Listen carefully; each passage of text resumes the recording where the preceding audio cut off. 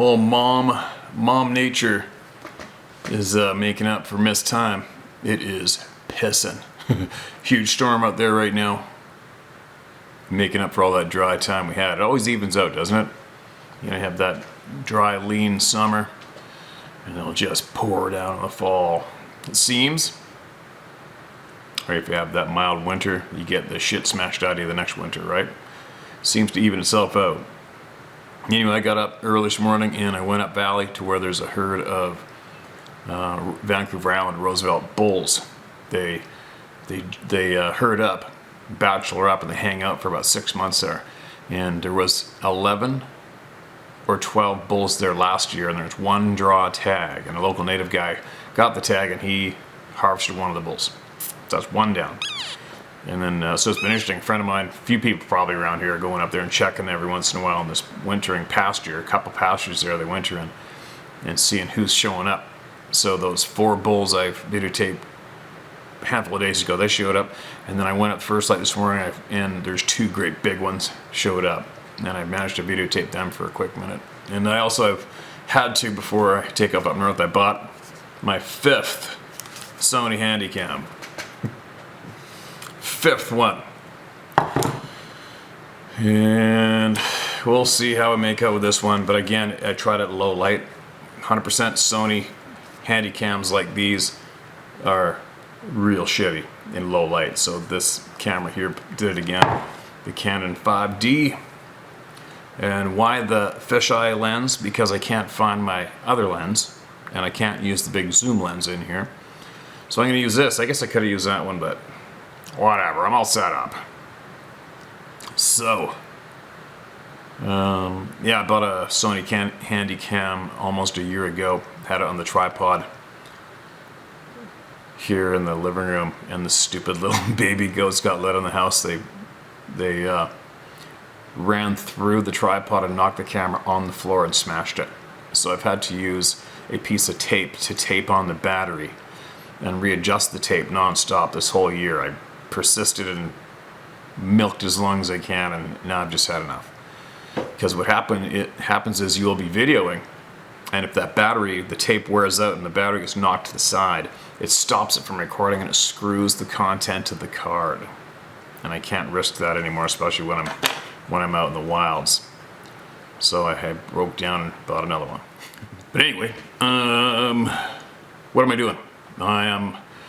Quick note for the handful of people, probably more than a handful that are here. A lot of people who have been seeking truth far before me, and are probably a lot more diligent in it than I am. Just to let that group of people here know, I'm catching up, and I'm at the stage that I'm sure all of you have been to already. I'm at the stage of, holy shit. I'm at the stage of brain explosion right now with learning more truth and realizing a shit pile more as I dig. And it's funny, it's a frustrating ride, but unfortunately there's many people out there, many people here, that once you are slapped in the face with a reality such as this main topic that we cover here, there's no getting out of it. You get knee-jerked to wanting to find out why we weren't taught about this and why we aren't taught about a lot of other things. Because if they're keeping this hidden, they're keeping a lot of other things hidden, and that is what motivates me nonstop. I'm daily seeking truth, and the truth that I have been discovering for myself. I'm at the point now my brain's going through that explosion stage of, whew, holy shit, oh my god. That's where I am. And I know there's a lot of people here that have already gone through that stage, and you're probably looking at me going, right? Well, that's just my quick note to all of you who are ahead of me. I'm catching up rapidly. It's not that fun of a moment when you realize a lot, and it almost makes you wonder, well, how the hell could you turn something so immense around at this stage of the game, right? It can be pretty overwhelming, I think, to think about that and try to think about what it would take to tackle that. Obviously, the small group who have been in control of basically the world and what you get to learn and what you get to do, they are probably cringing about the release of the internet to the people, right? Because that is leading to a bunch of hiccups and speed bumps for them, because there's many people out there who are talking nonstop, looking, learning, and talking and sharing. That's about the number one thing we can do. That's why I will not stop here, and I'm going to continue sharing no matter what. I'm going to keep this channel to more focused on this topic, and I'll slip off on other topics now and then, as I have been, but there's a lot of people out there who are absolutely deep into other topics and doing honest sharing as well. And but one thing I did promise myself and promise a lot of people out there, that I would continue and get all of these voices heard that worked up the courage to reach out to all of you through me, and I will get those voices heard no matter what. And I am passionate about the outdoors, obviously, the real world I call it, and it still makes me quite upset, the fact that so many like-minded people have had their true passion stripped from them because of true honest knowledge being withheld from them. Honest true knowledge that should have been available to them a long time ago. All right, so there you go. That's my quick note, my quick little semi-rant, is just to let the... I don't know how many of you there are here. I know there's a lot of you who are seeking truth, and you have been at it a lot longer than I am. And you're probably watching me mature and grow and change my tune on some subjects as I dig it up for myself. And obviously I just can't be spoon-fed it. I can't be fed information that you guys have acquired and rammed down my throat and expect me to just ride along with it. I have to thoroughly look into everything myself, which I've been doing. And I'm gonna tell you what, you guys, I am at that stage of holy shit. That's the stage I'm at for my own personal knowledge gaining right now. And I hope that dropping these little notes as we go to the majority of the people out there is that you will be knee-jerk to dig yourself. And then you will get frustrated too, and you'll get pissed off too, and then you'll learn to speak more openly too. And then that's how change will happen, and that's how life will get better for a lot of people who basically almost have been chosen not to be able to have a quality of life they deserve. Sad but true. It's true. Now let's get some voices heard, and hopefully this camera keeps running for it. Got the house to myself. It's pouring rain. Listen to this. This title, it was 4 feet away. Hello, Steve. Feel free to use my name. My name's Aaron Whitehurst. Been following the channel for about a year now. I finally feel like I have a judgment-free place to share my story, and I can't express how good it feels to do so. That makes me feel even better. Reading that. Today's October 26, 2022, and watching your video, you read yet another encounter from Tennessee. I grew up near a tiny town called Tellico Plains, or Tellico Plains, 10 minutes or so from Coker Creek, which you've mentioned on here a handful of times. So, here it goes. The first encounter, which took place in '99, was on the night before my 5th birthday. We lived in a trailer nestled up against the Cherokee National Forest. The back door is about 15 feet from where the forest began. That night I was so excited to turn 5 the next day. Mom had me all excited about kindergarten and making friends.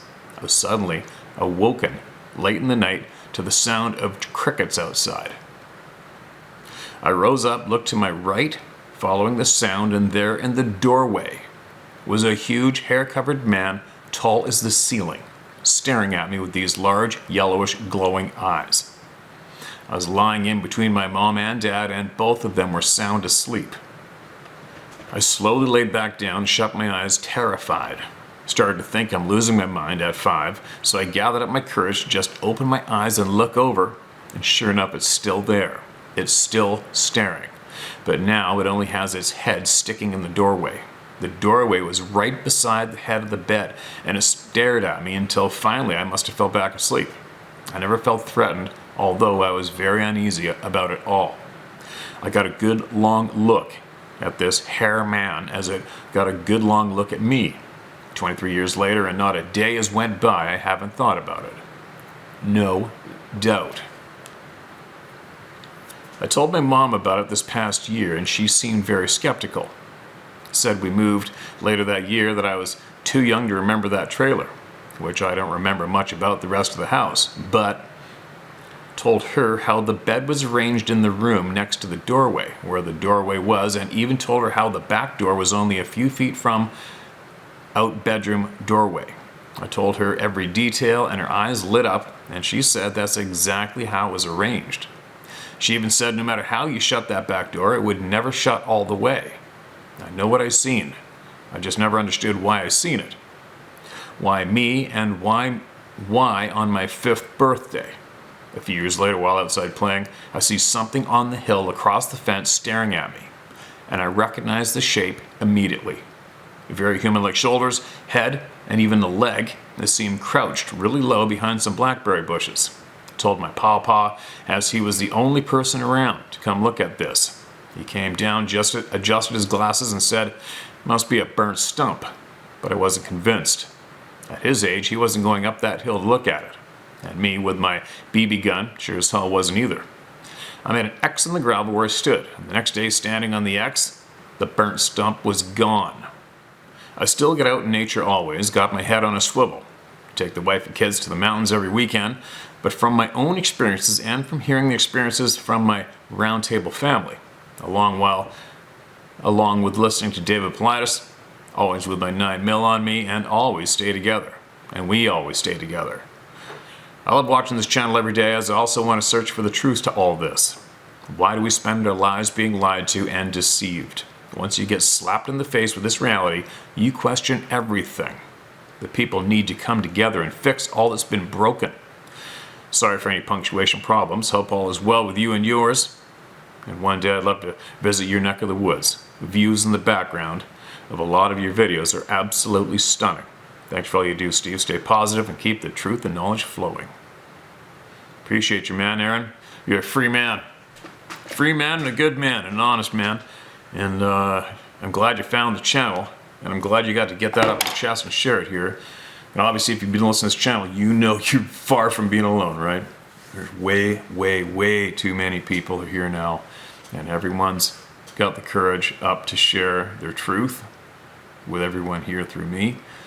And there's just no stopping it. And it's funny, I watched a video the other day of a man who's been at this gig a long time, and he shared the 5 stages. What's it called? He calls it the 5 stages of your changing paradigm. I forget them right now. I'll remember in a minute. Hopefully I'll remember to add on this video. But it goes from something like surprise to anger, and then a high energy during that anger because all you want to do is scream out the truth. I can relate. And then it goes into something else, a depression, of where you're like just kind of depressed when you realize, oh shit, oh no. And then it goes on to some other stages, which I'll remember shortly and I'll share. Enough of that babbling. What am I doing? I got to get back to sharing the important voices. But if I remember to do that, I'll look it up and I'll share with you guys. Because I can honestly kind of somewhat relate to what that man shared. The video I was watching on Rumble this morning. This is titled My Youngest Son and Grandson and What's Happened from 2021 Deer Season. Conclusion. Steve, I felt as though I should write you with the updates on what has happened from last year with, as my grandson put it, the bear man. Also, I'm well past withholding my name or where I live, so let others know. Scott Smith, Douglas County, Missouri, and proud of it. I'm done giving a damn what others think. Thank God. Welcome to the club, and good for you. You're a brave, strong, confident, free man. I'm right beside you, with thousands of others. I love hearing that sentence when I read it from people. Well, from the title and what you read about my youngest son and grandson and the sighting they had while sitting in the ground blind during white-tailed deer season here in Missouri during the late fall of 2021, more things have happened I think you should know. I'm going to apologize right up front if I indeed write a long letter or a small novel. Well, if you remember the story about the 6-foot black 500-pound sabe that circled my 12-year-old son and 4-year-old grandson while sitting in a ground blind, leaning and peeking around trees looking at the boys, scaring them absolutely to death, yes, I remember, then you may want to read this, as quite a lot has happened since then. Well, it had been quiet here since deer season up until Memorial Day weekend. Then things began to change. You had referred me and passed along my story to Scott Carpenter. Thank you for that, by the way. He did a 1-hour podcast on his channel as he shared your concern for what my boys had experienced. I'd mentioned gifting as a way to deal with the Sabe, and both you and Scott Carpenter didn't feel that that was the right way to proceed, and Scott described a way he'd helped another man in Texas with similar problems regarding a problematic Sabe, that he too wasn't sure on how to go forward. Scott told me that he'd told the Texas rancher to try and implement a so-called barter system with the Sabe, as it had been working for the other guy. The suggestion was that me, my 2 eldest sons, my youngest, during youth season, should get a container or a place where predators and varmints couldn't get into or scavenge from. The plan was to go out into the pasture and woods or wherever I may feel the Sabe presence, and either through possible mind speak or just saying it aloud, tell them that we can work together and there's no need for any further problems, or trying to scare my grandson and youngest son again. Maybe even not feeling the need to bother me and my oldest 2 sons while hunting or anything else, and to put an end to the chicken and dog killing. The plan was simple. Whenever my sons and I would harvest a deer, or perhaps even a turkey, we would leave the soft organs, such as the kidneys, liver, heart, and lungs, or perhaps a shoulder that may have been bruised or bloodshot due to the hydrostatic shock of the bullet, in this container, just for the Sabe. He also suggested that maybe when the winter weather was at its worst, let him have a chicken, but only as much as I allow, so he would have some food that he didn't have to hunt himself. So that way, both parties could share in the harvest. I talked it over with my boys, and they were more than willing to do it. So the plan was set, and all I need do now was to communicate the plan to our resident Sabe. I tried going out into the pasture and even into the woods, but I never really felt that heavy or uneasy feeling when doing so. I just thought I'd keep trying to communicate the plan or idea to him until I felt like the message had been received. Well, as I said, hadn't achieved to communicate as I'd felt nothing when attempting to do so. Up comes Memorial Day weekend, and the missus and I ran into town to decorate a few graves at the town cemetery.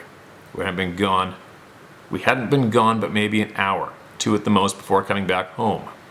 We're coming down the driveway, and about halfway down, I got that sick, uneasy, or no doubt something isn't right feeling. The minute I stepped off of the truck, I knew something wasn't right around the house. Just that instinct you get, a feeling of no doubt that something's off.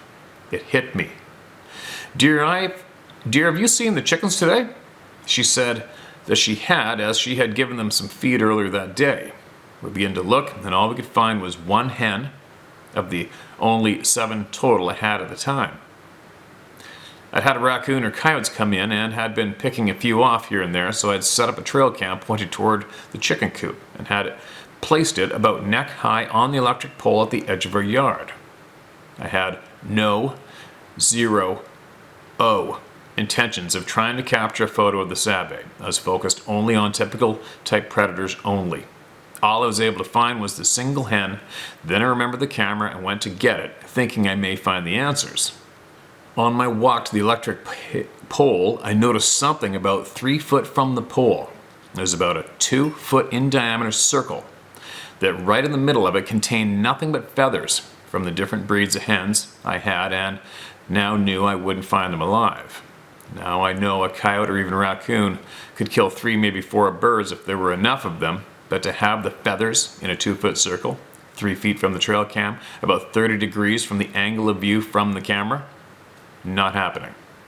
Also, to kill all 6 birds in one spot. No again.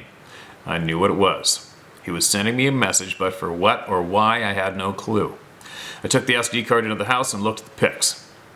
Some of my boy driving the side-by-side, birds, and even some deer. However, there was one and only one photo taken at night. So it was in black and white, but I could just make out what looked to be in the shape of an arm, and it was completely covered in hair and looked like it was reaching for the trail cam. Another thing that caused me concern was the fact that the Sabe that's been causing all the trouble had black hair, which, if I'm not mistaken, would have shown up in the picture as dark/black, right? That's what I thought. But this image showed a white or light colored hare, which would indicate a different Sabe, right? Well, needless to say, I'm pissed. I'm pissed at this point. Also, while I'm at it, we usually have does that have their fawns on our place and come to our yard to graze. But pretty much all at once we stop seeing any deer, which is very unusual for our place. Anyway, to make a long story even longer, I went and gathered up my cedarwood cross, like the First Nations used to ward off evil, a set of rosary beads. No, I'm not Catholic, just like what they symbolize, a small bottle of blessed water, and my Bible, and proceeded to the side-by-side. I drove to the north, south, east, and west points of our yard, and a small bit beyond, and began to splash holy water, holding the cross and reciting a prayer of rebuking. About a month to month and a half later, the deer returned to grazing in our yard, and no further chicken poultricides have occurred. And yes, I have more than one lone hen again. I've went into the stands of timber and the open pastures and have spoken aloud and have told him I still plan to barter with him like before, but there better be no more killing of my animals. So while we here in Missouri are in the middle of bow season, rifle is approaching as well, but none of us have taken a deer yet. We will within the following days, as we're having amazing numbers of deer coming to the mineral blocks and grain troughs. Just to add this, my grandson has stayed the night with Mom and Papa, and he and I were talking about hunting. I told him one day he'd be able to hunt deer, black bear, elk, and feral hogs as their populations were growing, and he didn't need to go out west to get an elk. What does he ask me about? He says, "Papa, are you going to shoot the bear man this year? He'll be 5 in a week. Loves hunting and fishing, and apparently the kid's got a memory like an elephant." I guess it's true what they say about when you have your first experience of Sabe. My grandson sure hasn't forgot anything. Thanks for all you do, Steve. Continue to do, and now even setting up backup channels. Thanks for all you do, Steve. Continue to do, and now even setting up backup channels so the truth never stops. You can't imagine what you mean to all of us, either from the round table of knowledge or from the Club of No Return. I'm just ready and waiting for my orders for the Good Guy Army, General. By the way, I'm leaving PayPal's ass like a bad habit. Okay, man. I'll read this note from you right now, and I'll be back in a minute, you guys. Okay, Scott, gotcha, man.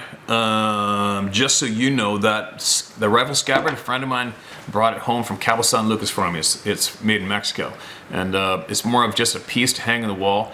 If you're familiar with scabbards and horseback horses and hunting, that thing would get shredded in probably the first 3 days if I were to strap it on a horse taken to the mountains. But just so you know, that's where it came from, Cabo San Lucas, and it was basically it's a piece to have, like I have it in the man cave, right? I probably should get it on the wall properly, but I haven't even got the man cave set up yet. Everything's just randomly thrown in there. And Missouri turkey. As you know, that's where I shot my very first one years ago, after sitting on a fire ant hill in the dark with a hole in the crotch of my camouflage pants. Imagine that. Imagine having that for your introduction to fire ants. Holy shit. But anyway, my man, I'm glad you wrote in. Thanks for that. You're helping a lot of people. So is Scott, right? So you writing in what you shared today is going to help a lot of people, guaranteed, which is a good thing. And it's going to give a lot of people the courage to come forward with what they know through experience, and experience they didn't ask for, right? Experiences they didn't ask for, but they got it anyway. It's funny, you just can't keep shit secret. I mean, whoever wants secrets kept from us, they think they can keep them from us, but they just can't seem to contain them, right? Truth always seeps out. It seeps out a slow trickle, and then that leak just gets bigger and bigger and bigger. It can take a long time for people to accept and wrap their heads around it, but there's no stopping truth, is there? All right, no more of me babbling. Let's get somebody else heard while I'm here. I'm getting close to being time for me to take off into the mountains. It's gonna be cold. Ooh. All right, what do we got? All right, this next one is titled, well, it's titled Red now. Sasquatch shoved our car twice. Hey Steve, I tried saying this a couple times in the past, but I don't think you were able to read it. The story you just recently shared about the being creeping up to the guy in his truck totally brought back memories for me, not good ones. I decided to try and send you this email one more time. Hopefully you can find the time to share it. It is attached at the bottom of this email. Thank you again for all you do, John. Okay, man, gotcha. You did send it a few times too, didn't you? Okay, where are we? Gotta go down, down, down. Here we go. Hey Steve, been following your channel for over a year now and decided it was time to share my story. Good. It was back in June of 2000 when my encounter took place.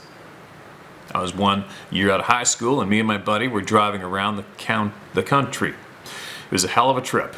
We spent the entire month of June that year just driving and camping our way all over the country, all the way from the east coast to the west, making a huge circle around the country.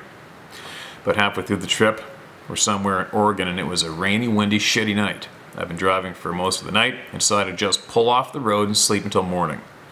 No point in trying to set up camp in the rain and in the dark off the side of some desolate road. My buddy didn't feel like driving at that point either, so we found a spot and parked not far off the side of the road. Again, we were in the middle of nowhere in Oregon. No GPS, no cell phones. We had an atlas with us that my father used to use as a truck driver.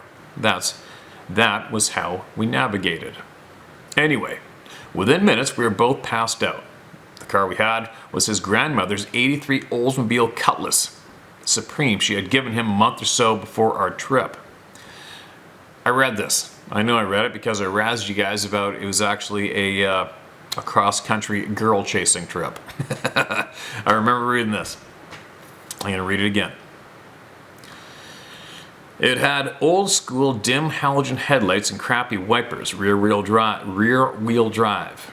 It was a boat of a car, but it was great for long-distance cruising. So there we were, passed out in the car in the rain for a good couple hours, when all of a sudden the car shakes. We both wake up wondering what the hell shook the car. We figured it was probably a gust of wind since it was such shitty weather. No biggie.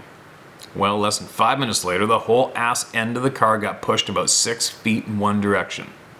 We both spun around and saw nothing out the back window. It was pitch black where we were. I immediately switched the headlights on and started the car. Still nothing to be seen. At this point, I'm fully awake and pretty much shitting myself, as was my buddy. I remember this next part like it happened 5 minutes ago. As I looked over at my buddy to tell him we're out of here, I could tell something was next to his window, something huge. I tried to speak, but nothing came out. My buddy was looking at me and I was staring out his window in shock and fear. I couldn't move. I was frozen. He then turned to see what I was looking at, and at that moment, 2 giant yellow eyes appeared. They weren't right next to the car. They were a short distance away. We were both frozen stiff. It was at that point the car got rocked again, this time side to side. Well, that was enough to snap me out of whatever trance I was in. I slammed the car into drive and floored it. I remember almost losing control of the car as we hit the wet road. I'm pretty sure my buddy pissed himself. I was shaking so bad I had a hard time steering. I drove until daybreak without taking my eyes off the road. No doubt. After that night, we cut our trip short. We both knew what we saw. From what we can figure, that thing was crouched down staring at us with its hands still on the top of the car. And after it knew we both could see its eyes, it gave the car one last shove just to F with us. Needless to say, we did not camp another night. We stayed in hotels the next few nights until we got home, all the way on the East Coast. Until this day, I did not camp in remote areas. Whatever that thing was made it very clear we were not welcome. Until now, I've not told anyone about what happened that night 22 years ago, not even my wife. My friend has also told no one. We speak of it on occasion to each other, but all we really say is, remember that night? Not much else is needed. The way that thing shoved the car around and those yellow eyes was absolutely terrifying. It's not something you can forget. Thanks again, Steve, for allowing me to send you this email, and thank you for your time and all you're doing. Feels good to talk about my encounter, even if it's to people I've never met. Take care, sir. John. Ugh. No thanks. That's an absolute no thanks moment. And you guys know the amount of driving I do each year, right? I go basically almost the length of the province. How many times a year? And it's funny, this last year I had that whole elk on my trailer with my quad and all my camp gear. And I had to drive nonstop home because it was so unseasonably hot out. And I didn't have any ice. There's no ice up there to buy. And I had to drive the first 4 or 5 hours to get to the next city, town, whatever, that was substantial, that would have ice or coolers or whatever. And then I ended up buying some big, those lock lid plastic containers, those big ones. And I bought a few of those, and I bought like 20 bags of ice, and I stood the quarters up in them. And I put holes in the bottom so it wouldn't fill with water, and then I filled them up with ice, and that was a good way to keep it cool.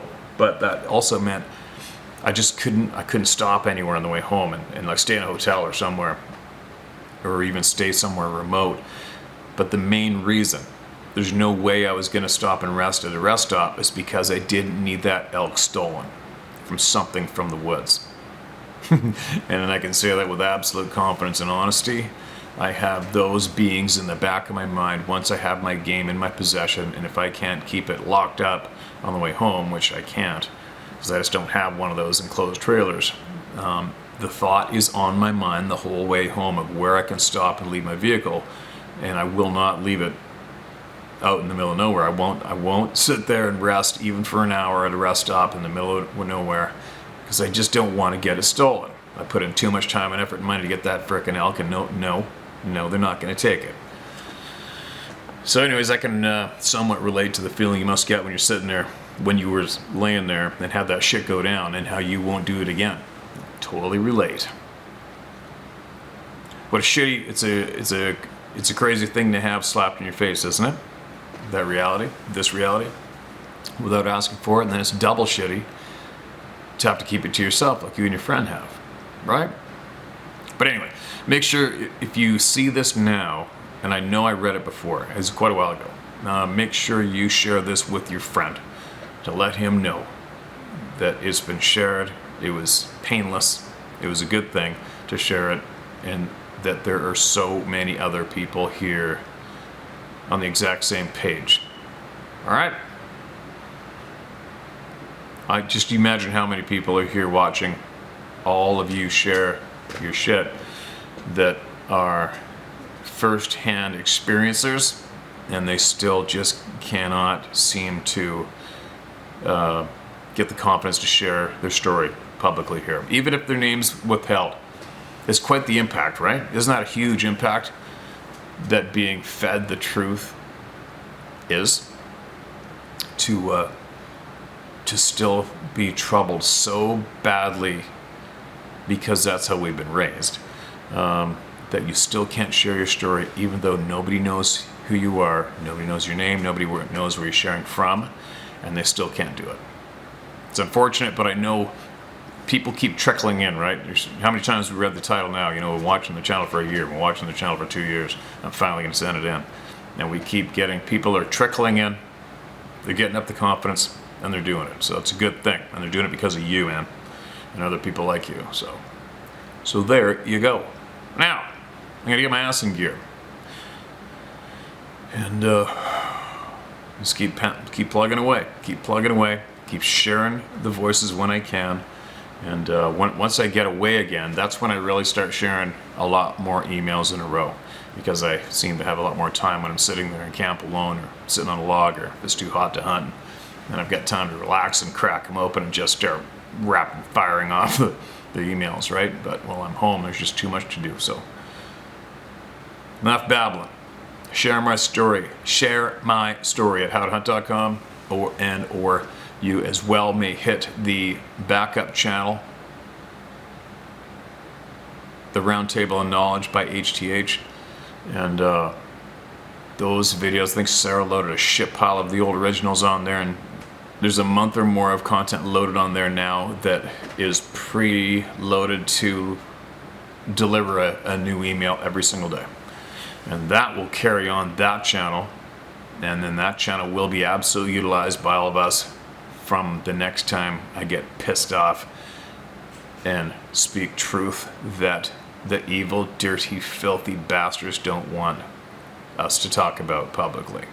And then I'll get the spanking from here, and then we'll just simply switch over to that channel. So, if you are interested in having that link for when I get spanked, I'll put that, hopefully I'll remember to put that link in the comment section below or something, wherever. It's somewhere. That's all I got for right now. I'll be back shortly. I've been messaging our scientist friends, and I'm not getting a reply. I'm kind of concerned. So, hopefully everything's okay. I'm sure I'll find out either way. If I don't hear from him in the next little while, then I will reach out to people that I know who know him or related, and we'll find out. I hope everybody's doing well. I'll be back shortly.